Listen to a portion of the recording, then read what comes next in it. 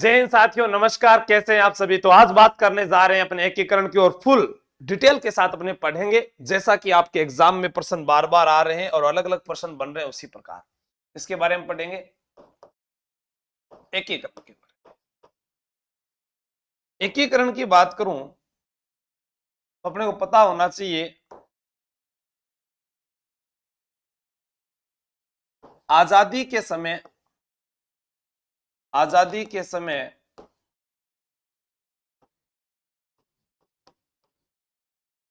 England का प्रधानमंत्री कौन था। एकीकरण क्या होता है ये आपको मैंने बता ही दिया था, ठीक है।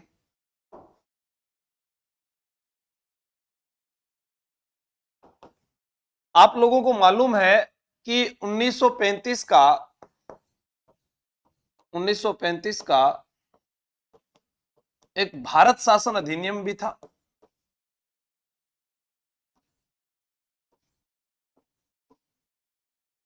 इस भारत शासन अधिनियम में देशी राज्यों को मिलाने के लिए, जो है साफ नहीं दिख रहा क्या, गुड मॉर्निंग, नहीं दिख रहा। हाँ, 1935 का भारत शासन अधिनियम था। इसके अंदर क्या था कि इसके अंदर जो है देशी राज्यों को मिलाने की बात कही गई थी अखिल भारतीय संघ में, परंतु राजाओं का जो है अरुचिकर होना, जिसके कारण ये अस्तित्व में नहीं आ सका।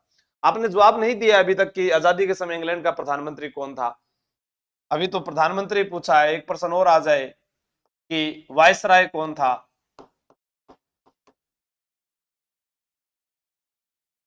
बताओ जल्दी से, क्लियर साफ है। मेरे पास तो सही है। हाँ, बहुत बढ़िया सा। मैं बिना नायडो भी सुनो लागू तो नायडा बैठे हो, है नहीं। तो ध्यान रखा करो, इंग्लैंड का प्रधानमंत्री जवाब नहीं आया आपका। फिर आगे मैं बात करता हूं। 1939 में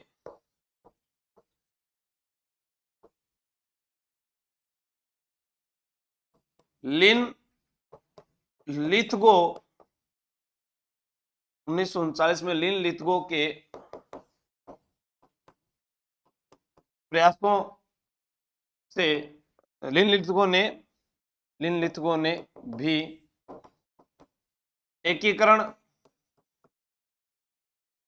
के विलय के लिए प्रयास किए। इसके बाद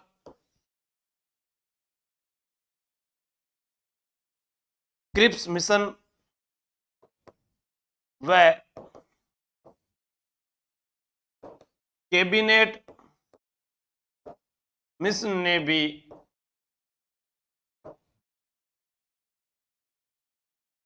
एकीकरण विलय पर विचार दिए। यानी इन विचार दिए का मतलब है या प्रयास किए का मतलब है लॉर्ड कैनिंग। महावीर चौधरी जी, आपका उत्तर गलत है। कैनिंग जो है वो 1857 की क्रांति के समय था। हम बात जीवड़ा एकीकरण की कर रहे हैं, इसीलिए कहता हूं कि थोड़ा सा ध्यान रखना चाहिए। क्या होता है अपने ध्यान नहीं रखते। प्रधानमंत्री था एटली। कौन था? एटली प्रधानमंत्री था। और वायसराय था माउंटबेटन। माउंटबेटन। दो प्रश्न आप लोगों के गलत हो सकते थे।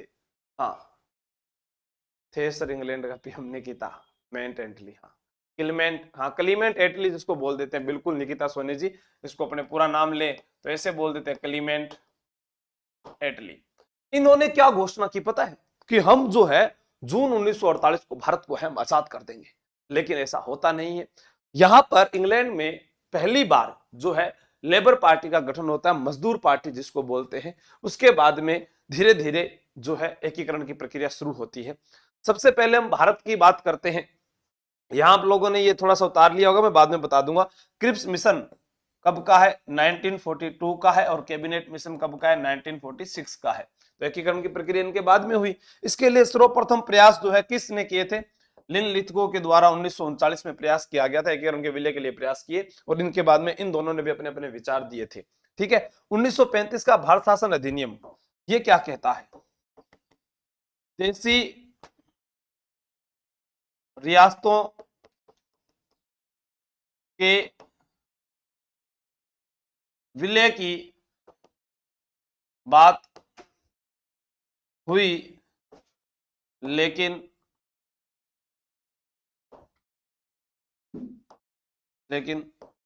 विलय नहीं हुआ। यानी अखिल भारतीय संघ में, ये पूरी लाइन जगह नहीं थी इसलिए मैं बता देता हूं आपको, आप लिख लेना कि 1935 का भारत शासन अधिनियम में देशी रियासतों को अखिल भारतीय संघ में शामिल करने का प्रयास किया गया, लेकिन भाइयों और बहनों इन राजाओं ने कहा कि हम शामिल नहीं होंगे, इस कारण ये अस्तित्व में नहीं आ सका। तो आपसे क्या प्रश्न पूछे जाएंगे? एकीकरण के समय इंग्लैंड का प्रधानमंत्री, देखो एकीकरण के समय, तो एकीकरण के समय देखो, एकीकरण के समय एटली, एकीकरण सीधा सीधा याद हो गया ना। देखो क्या याद करना था, इंग्लैंड का प्रधानमंत्री, एकीकरण एटली याद हो गया, ठीक है। उसके बाद एकीकरण के लिए प्रयास लिन लिथगो ने, क्रिप्स मिशन, कैबिनेट मिशन। अब अपने बात करते हैं, देखो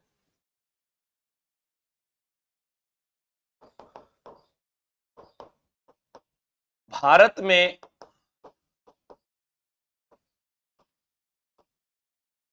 एकीकरण का श्रेय किसे जाता है? सरदार वल्लभ भाई पटेल। सरदार वल्लभ भाई पटेल को क्या क्या कहते हैं, पूछ ले एग्जाम में। भारत का बिस्मार्क,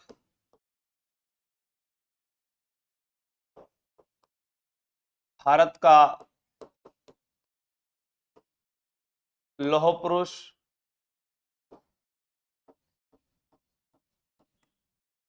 सरदार की उपाधि बारदोली, गुजरात की महिलाओं द्वारा दी गई। चलो अभी एग्जाम में प्रश्न आया था एकता दिवस कब मनाया जाता है, ये प्रश्न आया था क्योंकि सभी को एक सूत्र में बांधा था ना, तो आप बताइएगा कि एकता दिवस कब मनाया जाता है, जल्दी बताओ। एकता दिवस कब मनाया जाता है? सरदार वल्लभ भाई पटेल ने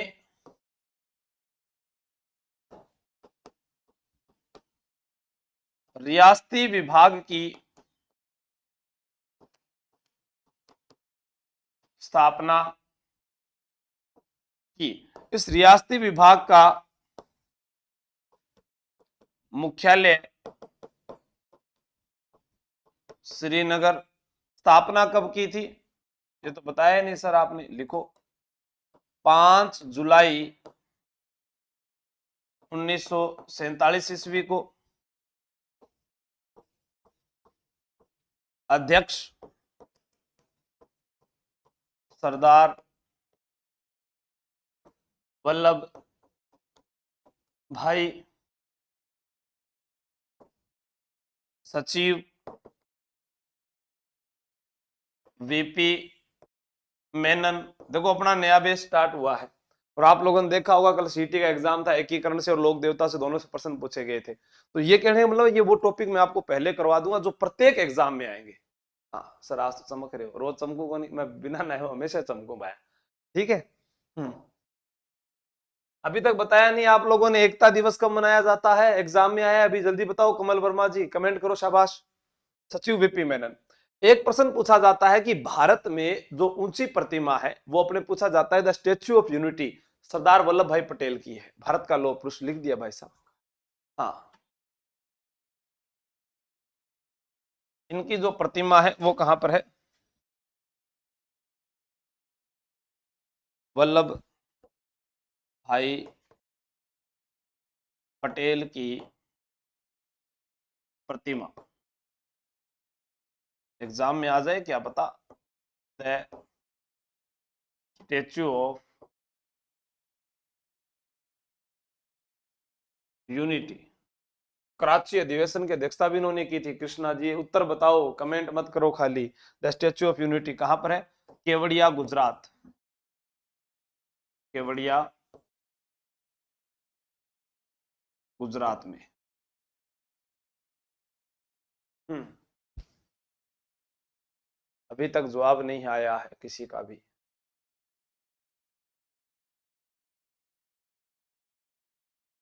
बिल्कुल रचना योगी जी, आपने सही बताया है।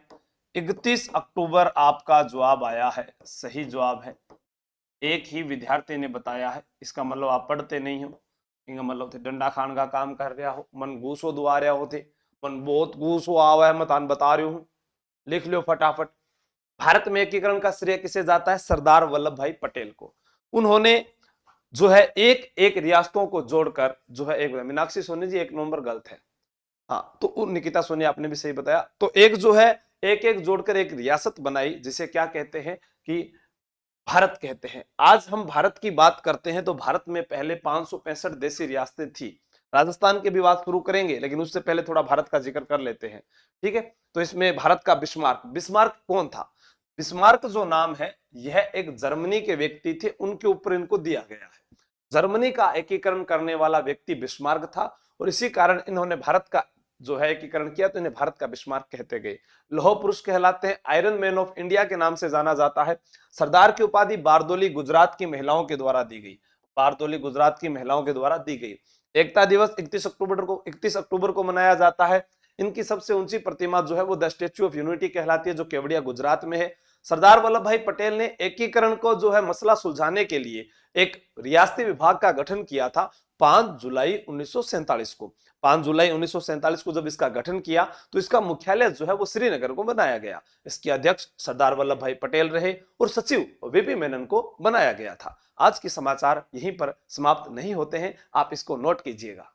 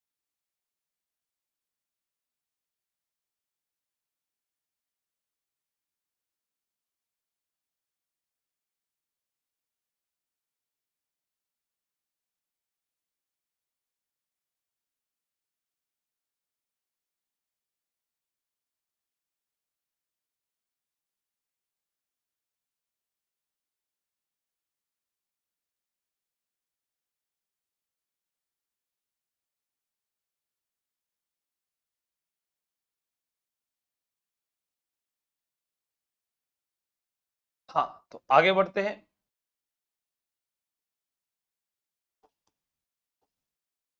भारत में एकीकरण के समय 565 देशी रियासतें थी, लेकिन विलय पत्र पर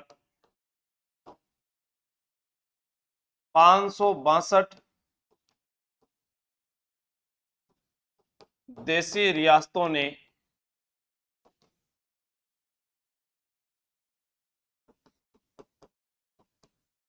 हस्ताक्षर किए थे।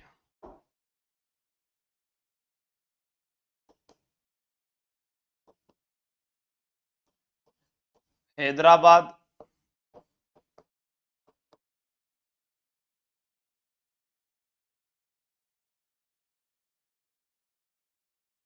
जूनागढ़,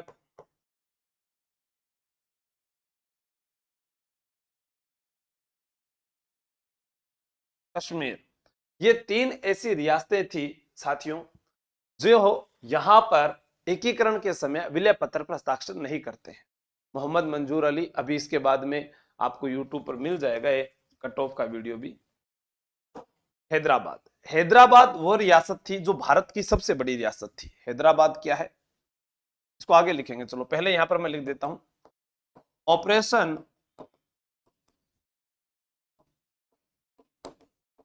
पोलो के तहत शामिल किया गया। यानी पहले तो ये शामिल कौन नहीं होया, फिर भाई साहब सरदार वल्लभ भाई पटेल ने कहा शामिल तो होना ही पड़ेगा, आज नहीं तो कल शामिल हो। ठीक है, तो ऑपरेशन पोलो के तहत इसको शामिल किया गया। जूनागढ़ को जनमत संग्रह, यानी जनमत वोट जो होता है जनमत संग्रह के आधार पर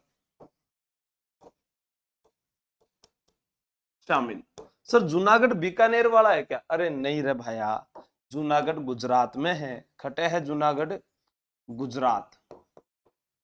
हाँ, एक बार पूछा गया कि महात्मा गांधी के पिता, आईएएस 1998 में ये एग्जाम में पूछा गया था कि महात्मा गांधी के पिता कहाँ के दीवान हैं, तो वो राजकोट के दीवान थे। कहाँ के दीवान थे? राजकोट के। ठीक है, और राजकोट क्यों प्रसिद्ध है? वो मूंगफली उत्पादन के लिए प्रसिद्ध है। इसलिए एग्जाम में पूछा जाता है कि राजस्थान का राजकोट किसे कहते हैं, तो वो लूणकरण सर को कहते हैं, जो मूंगफली उत्पादन के लिए बीकानेर जिले में प्रसिद्ध है। हम बात कर रहे हैं यहां गुजरात में जूनागढ़ है, जनमत संग्रह के आधार पर शामिल किया गया कश्मीर। यहां के शासक हरि सिंह के प्रयासों से शामिल, यानी कश्मीर जो है वहां के राजा थे हरि सिंह, उनके प्रयासों से शामिल हो गए। सर हैदराबाद में राजा कौन थे?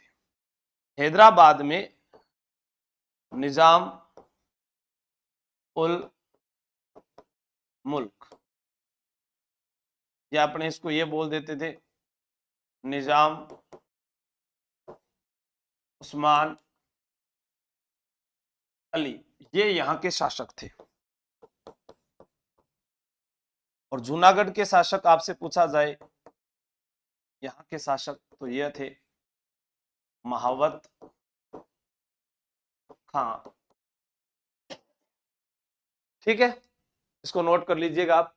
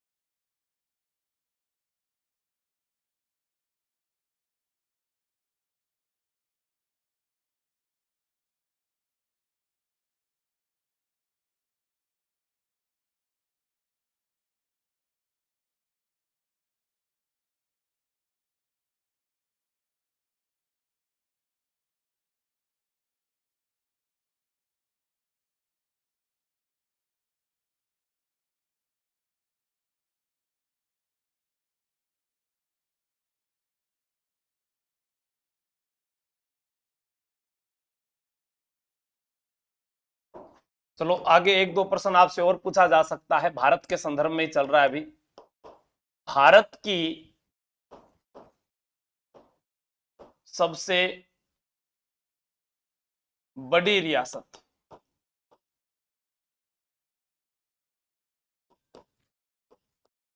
भारत की सबसे छोटी रियासत, भारत में मुस्लिम रियासत, तो यानी भारत के अंदर की है बड़ी छोटी, ये भी तो पूछा जा सकता है। तो यहां पर थी हैदराबाद, हैदराबाद, फिर यहां बिलावरी मध्य प्रदेश। मुस्लिम रियासत भारत में एक तो थी पालनपुर गुजरात और एक थी टोंक राजस्थान। ये आपको दोनों याद रखनी है, ठीक है। नहीं, क्लास 1 घंटे की ममता जी। भारत में मुस्लिम रियासत अपने बात कर रहे हैं यहां पर किस चीज की। एक प्रश्न आता है, निजामों का शहर, निजामों का शहर किसे कहते हैं? तो वो हैदराबाद को कहते हैं। हैदराबाद मूसा नदी किनारे है। कौन सी नदी के किनारे है भाई? मूसा नदी किनारे हैदराबाद है। बिल्कुल आपकी सही बात है। यहां हम बात कर रहे हैं कि भारत की सबसे बड़ी रियासत हैदराबाद थी, भारत की सबसे छोटी रियासत बिलावरी मध्य प्रदेश थी, भारत में मुस्लिम रियासत पालनपुर गुजरात है और दूसरी रियासत टोंक राजस्थान है। निजामों का शहर हैदराबाद जो मूसा नदी के किनारे है। यह चीज आपको याद रखनी है। एक बात और मैं थान बताना चाहूंगा कि अब आप बात करांगा बस सिर्फ और सिर्फ राजस्थान की बात करांगा, भारत की बात आपने इतनी है। हाँ, राजस्थान में मुस्लिम रियासत पूछी जाए तो सिर्फ एक होगी टोंक, लेकिन भारत के संदर्भ में पूछी जाए तो मुस्लिम रियासत होगी 2, याद रखना है। देखो आगे बढ़ते हैं। राजस्थान एकीकरण एक नजर, राजस्थान एकीकरण एक नजर। एक नजर को मतलब बहुत मोटी नजर चाल लगी थारी। हाँ सही बता रही हूं थान, मैं लिखता जा जो थे।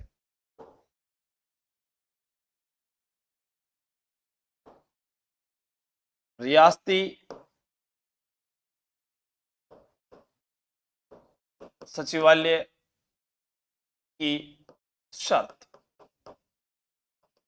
सबसे पहले शर्त उसने क्या रखी? शर्त रखी वह रियासत स्वयं को स्वतंत्र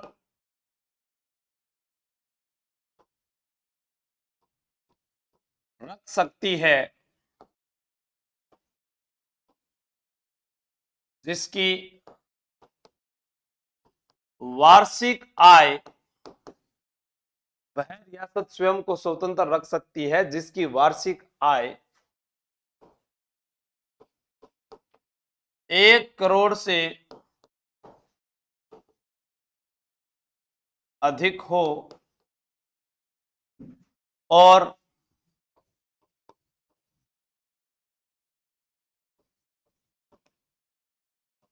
जनसंख्या 10 लाख से अधिक हो।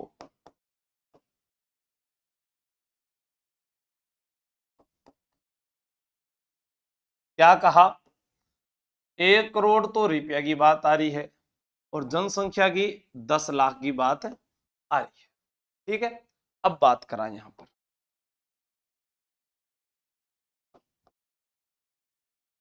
किस चीज की बात कर रहे हैं? जनसंख्या 10 लाख से अधिक हो, वार्षिक आय 1 करोड़ से अधिक हो, इसमें पढ़ते हैं। और ये पढ़ रहे हो गुरुजी? अरे मुख्य बात आ है कि इस शर्त को पूरा करने वाली राजस्थान में कौन कौन सी रियासत थी? इस शर्त को पूरा करने वाली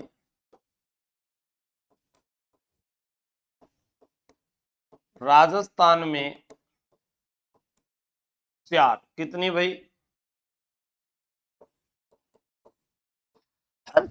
4 रियासतें थी। कितनी रियासतें थी? 4 रियासतें थी। सॉरी भाई शक्तिमान, कौन याद कर रहा है मेरे को है? 4 रियासतें थी। नंबर 1 जयपुर, नंबर 2 जोधपुर, हाँ नोट कर लो इसको, बिल्कुल, बीकानेर, और चौथी उदयपुर। कर लीजिए नोट।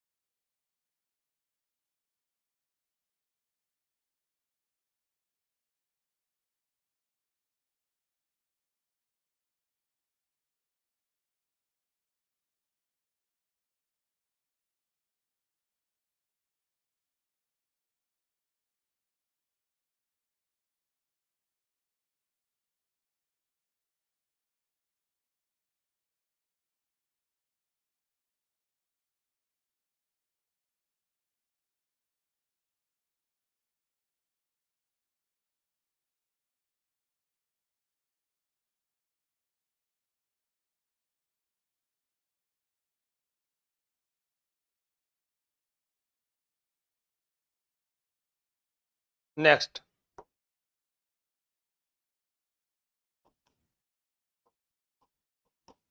विलय पत्र पर सर्वप्रथम हस्ताक्षर करने वाली रियासत। अब विलय पत्र पर सबसे पहले, यानी ये शर्त तो थी 10 लाख और उसके बाद में शर्त थी 1 करोड़, फिर भी सबसे पहले साइन किसने किए? चलो देखते हैं इसी एपिसोड में। विलय पत्र पर सबसे अंतिम हस्ताक्षर करने वाली रियासत।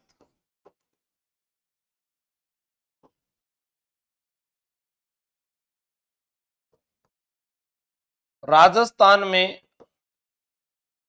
सर्वप्रथम पूर्णतांत्रिक एवं जन उत्तरदायी शासन स्थापित करने वाली रियासत। अपने बात करें यहां पर कि सबसे पहले किसने, निकिता सोनी अंतिम बांसवाड़ा नहीं थी, ठीक है ना, झालावाड़ थी अंतिम रियासत राजस्थान की। अभी लिखेंगे सारा। सर्वप्रथम हस्ताक्षर करने वाली रियासत कौन सी है? सबसे पहले सर हस्ताक्षर किए थे वो थी, कौन सी रियासत थी सबसे पहले हस्ताक्षर करने वाली रियासत? बीकानेर। कब किए थे हस्ताक्षर? 7 अगस्त 1947 ईस्वी। बीकानेर के शासक कौन थे?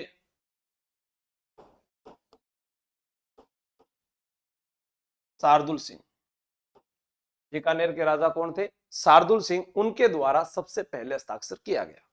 अब मैं आपको एक बात बोलता हूं कि बीकानेर और धौलपुर में 36 का आंकड़ा है। कितने का आंकड़ा है? 36 का।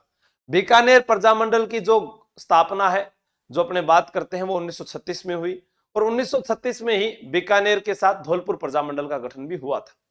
उसी प्रकार अगर मैं बात कहूं कि 36 का आंकड़ा है, तो सबसे पहले साइन जो है वो बीकानेर ने किए और सबसे बाद में जो साइन है वो धौलपुर ने किए। आइए देखते हैं। विलय पत्र पर सबसे अंतिम हस्ताक्षर करने वाली रियासत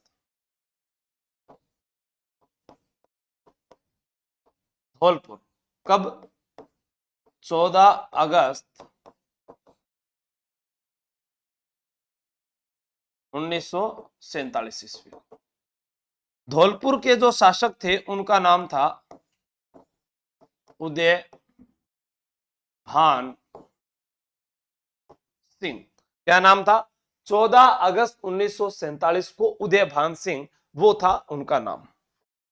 अब हम बात करते हैं कि राजस्थान में सर्वप्रथम पूर्णतांत्रिक एवं जन उत्तरदायी शासन स्थापित करने वाली रियासत वो कौन सी थी, है ना? तो वो थी शाहपुरा। क्या नाम था? शाहपुरा। और शाहपुरा ने कब की थी स्थापना? ये 14 अगस्त 1947 को। और यहां पर उस समय शासक कौन थे? सुदर्शन देव। सुदर्शन देव। राहुल कुमार सर, थ्योरी ज्यादा लिखवाते हो आप, थ्योरी तो लिखवानी पड़ेगी। हाँ, शाहपुरा के सुदर्शन घनश्याम कुमावत, बहुत बढ़िया। क्योंकि मैंने आपको कहा है कि चाहे आप कांस्टेबल की तैयारी करें, चाहे आप आरएस की तैयारी करें, चाहे एसआई की करें, चाहे एलडीसी की करें, किसी की भी तैयारी करें, मेरी तरफ से कभी भी कोई कमी नहीं रहेगी। आप अपने साथी भाई बहनों के सिर्फ एक बैच ज्वाइन करें जो सबसे हाई लेवल का है, उसी के अंदर सबसे ज्यादा आ जाएगा। जैसे एलडीसी की तैयारी करने वाला कोई है तो मैं उसे कहता हूं कि आप एसआई की तैयारी कीजिए, है ना। ये थर्ड क्या है देखो, ये अभी समझ में आएगा भाई। हम जो रियासतें हैं उनके अंदर ये मांग उठ रही है, भाई मेवाड़ का राजा कह रहा है कि मैं जो है अपनी अलग एक यूनियन बनाऊंगा, जयपुर का राजा कह रहा है कि मैं भी अपनी एक अलग यूनियन बनाऊंगा, वागड़ के राजा कह रहे हैं कि हम अलग बनाएंगे, हाड़ौती के राजा कह रहे हैं। तो उन सब में एक ऐसी रियासत शाहपुरा जो थी, उन्होंने सबसे पहले कह दिया कि हम ही हमारे उत्तरदायी शासन की स्थापना करते हैं। तो इसलिए ये स्थापना की गई। प्रत्येक राजवंश के राजा ये चाहते थे कि हम एकीकरण में शामिल ना हो। क्यों ना हो उसके बारे में अभी पढ़ते हैं ना, क्योंकि सबका एक अपना अलग अस्तित्व था, उनका सबका अपना एक अलग स्टेटमेंट था। कोई कहता है कि हमारे जो है राज प्रमुख है वो हमारे ही जो वंशानुगत है उनको बनाया जाए, जैसे मेवाड़ के महाराणा भोपाल सिंह ने कहा कि उदयपुर को ही राजस्थान की राजधानी बनाई जाए, मुझे 20 लाख रुपए पृथ्वी परस के रूप में दिए जाए, या मेरे जो वंशज है उन्हीं को आजीवन राज प्रमुख बनाया जाए। तो सरदार वल्लभ भाई पटेल ने कहा जरा रुको, थोड़ा सब्र करो, ऐसे थोड़ी ना होगा साहब, आप राजा महाराजा हैं तो ऐसे आपके कहने पर ये पूरी रियासत नहीं है, ये पूरा राजस्थान है, भारत को चलाना है, एक करना है, हमें एकता के सूत्र में बांधना है। अगर हम बिखरे रहेंगे तो प्रत्येक व्यक्ति अपने अलग नियम कानून लगाएगा तो फिर कैसे चलेगा। इसलिए ये बात आपको याद रखनी है। अब देखते हैं आगे अपने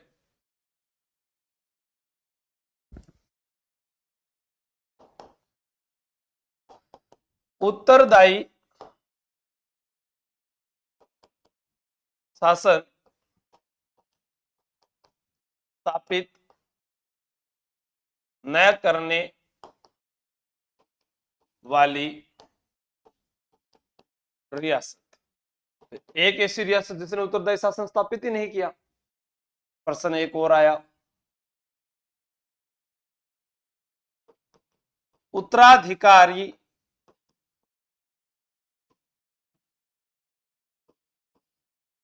शुल्क न वसूलने वाली रियासत। उत्तराधिकारी शुल्क न वसूलने वाली रियासत। फिर अपने बात करते हैं मराठों को कर न देने वाली रियासत। फिर नेक्स्ट प्रश्न हमसे पूछा जा सकता है, भारत छोड़ो आंदोलन में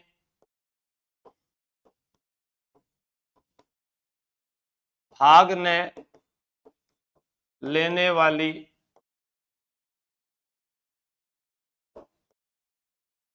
रियासत।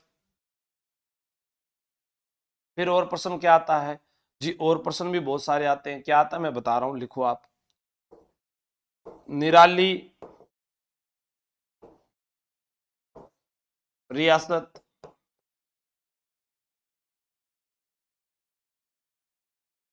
पिछड़ी रियासत,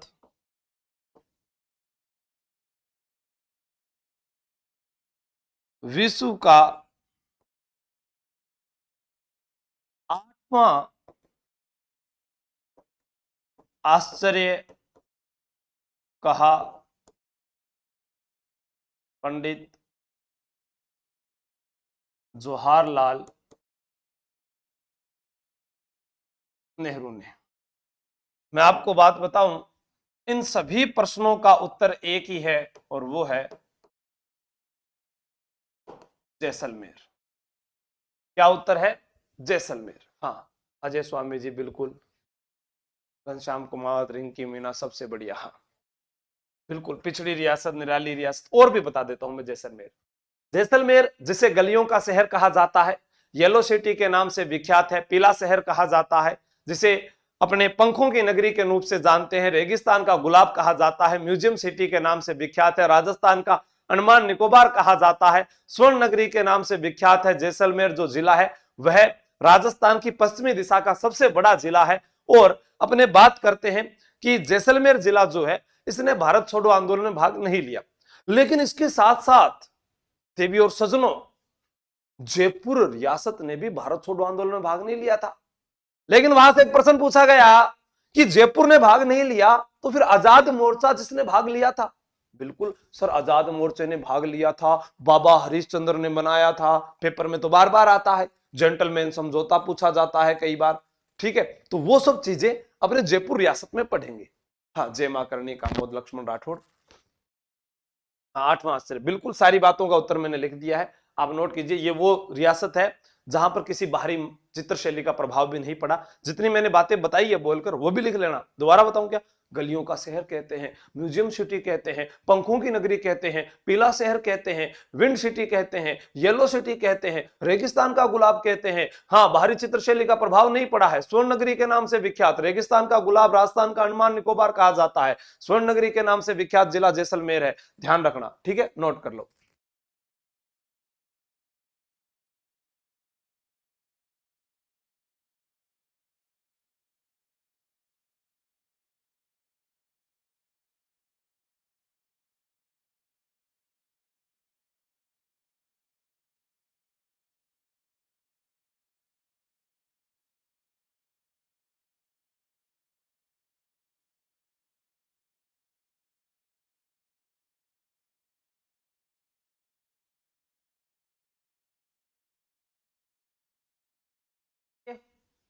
अब इसके अंदर भी अपने ऐसे लिख सकते हैं कि तांत्या टोपे नहीं गए थे, मराठों को कर नहीं दिया था, मराठों को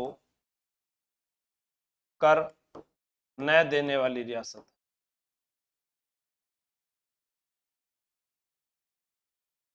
ठीक है, ये भी आप याद रख लेना। नेक्स्ट लिखते हैं, डाक टिकट व पोस्ट कार्ड जारी करने वाली रियासत। प्रश्न आता है डाक टिकट व पोस्ट कार्ड जारी करने वाली रियासत, या फिर हमसे पूछा जा सकता है, क्या पूछा जा सकता है? हिंदी की क्लास मुकेश कुमार जी लगेगी, पहले 7-8 दिन दूसरा बैच की घोषणा हो जाए, फिर दोनों बैचों के एक साथ लगेगी। डाक टिकट व पोस्ट कार्ड जारी करने वाली रियासत। उसके बाद में बात करें अपने, किस चीज की बात कर रहे थे? हाँ, भारत छोड़ो आंदोलन, भारत छोड़ो आंदोलन में भाग न लेने वाली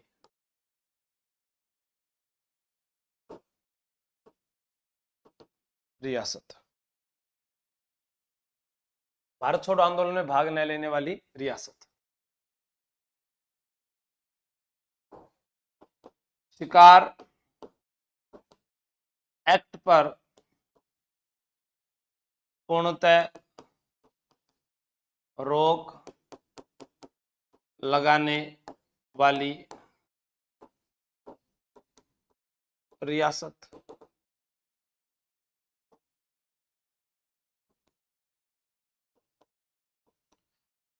शिक्षा पर प्रतिबंध लगाने वाली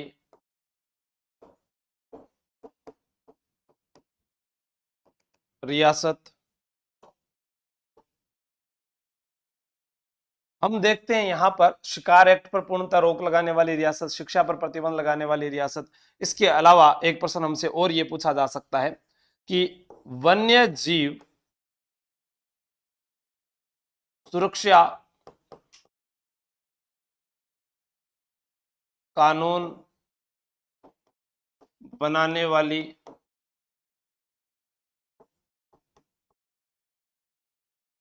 रियासत।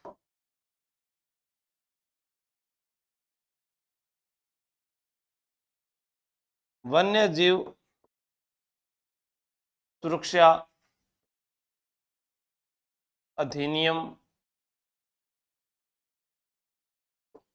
पारित करने वाली रियासत, पारित करने वाली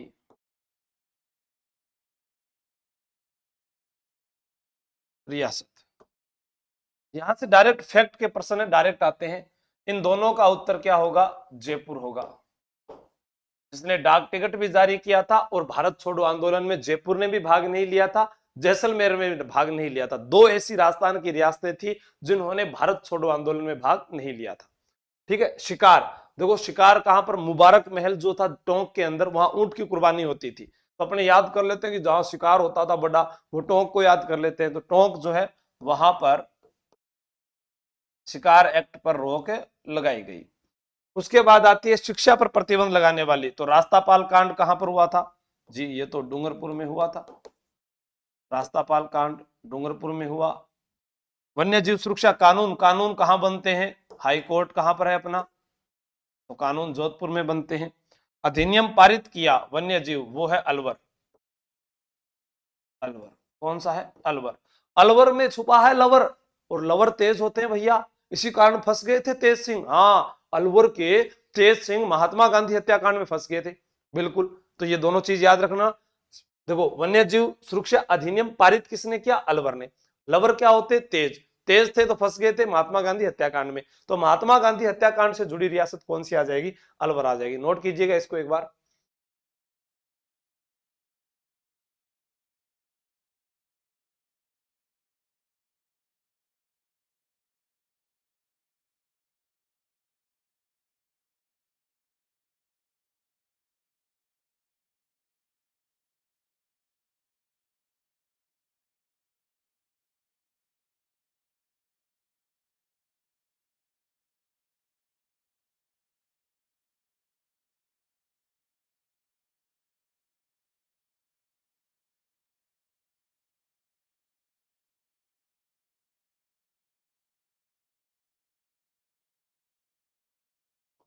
महात्मा गांधी हत्याकांड से जुड़ी रियासत जी, महात्मा गांधी हत्याकांड से जुड़ी रियासत कौन सी है, अलवर। अलवर के शासक जिनका नाम आया था वो थे तेज सिंह, और तेज सिंह का एक दीवान भी था जिसका नाम था पीएन खर्रे। इनका नाम आया था। नोट, तेज सिंह को दिल्ली में नजरबंद किया गया।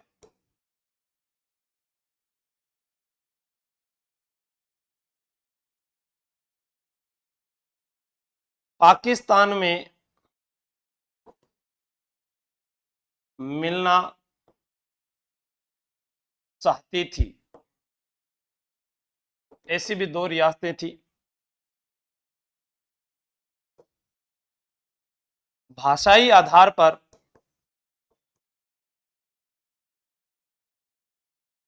यूपी में मिलने वाली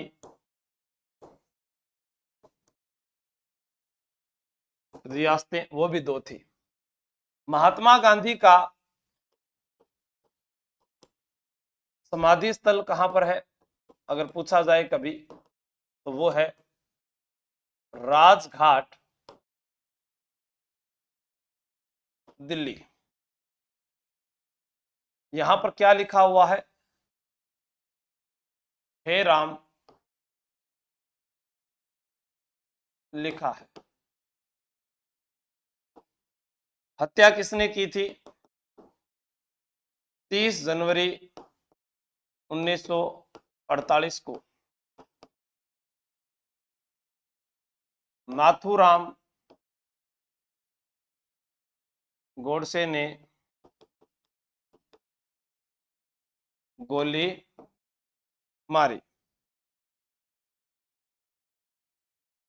पाकिस्तान में मिलने वाली रियासतों में नाम आता है जोधपुर और टोंक। यूपी, यूपी जो है यहां की अपने बात कर रहे हैं तो भरतपुर और धौलपुर। तो आपसे यहाँ क्या क्या प्रश्न पूछा जा सकता है, देखिए पहला प्रश्न कि राजस्थान के वह कौन से शासक थे जो महात्मा गांधी हत्याकांड में उनका नाम आया। कहते हैं कि नाथूराम गोडसे को उन्होंने शरण दी थी। तो आपको याद रखना लवर तेज होते हैं, तो अलवर के थे तेज सिंह। दीवान बीएन खर्रे या एनबी खर्रे भी लिखा आपको मिल सकता है, जैसे बीएन खर्रे लिखा है ना कई जगह से एनबी खर्रे, ठीक है।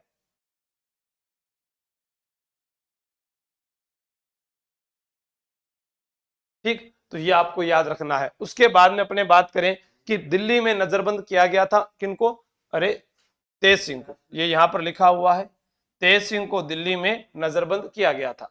पाकिस्तान में राजस्थान की वह रियासतें जो पाकिस्तान में मिलना चाहती थी वो कौन कौन सी थी, कि जी पाकिस्तान में मिलना चाहती थी राजस्थान की रियासत जोधपुर और एक रियासत थी टोंक। उसके अलावा बात करूं मैं कि भाषा के आधार पर उत्तर प्रदेश में मिलने वाली रियासतों में नाम आता है किसका, भरतपुर और धौलपुर। ये दोनों ही राजस्थान की जाट रियासतें थी। एमएस जैन कमेटी के आधार पर इनको राजस्थान में मिलाया गया था, एमएस जैन कमेटी, वो अपने आगे पढ़ेंगे ना।